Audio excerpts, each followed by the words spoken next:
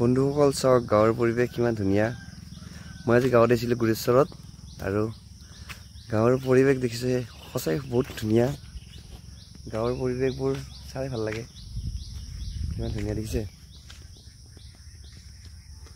মই গাঁৱৰ পৰিৱেশত থাকি বহুত ভাল পাওঁ। কিমান ধুনীয়া মুকলি বতাহ দেখিছে।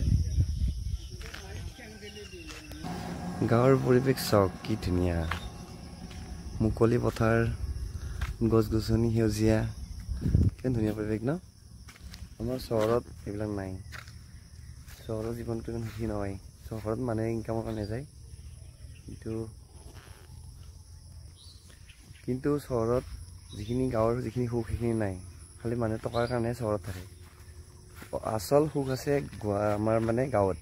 গাঁৱৰ পৰিৱেশত যোনে মানে ডাঙৰ হৈছে ন, সিহঁতে সঁচাই ভাগ্যৱান। আমিতো সৰুতে আছিলোঁ, কিন্তু এতিয়াতো গুৱাহাটীত থাকোঁ। কিন্তু গাঁৱৰ মানুহৰ যিখিনি আছে ন, সেইখিনি বহুত ভাগ্যৱান। আপোনালোকে কমেণ্ট কৰিবচোন আপোনালোকে কোন কোন গাঁৱত থাকে। ঠিক আছে, ৰাখিছোঁ বন্ধুসকল। নেক্সট ভিডিঅ'ত লগ পাম।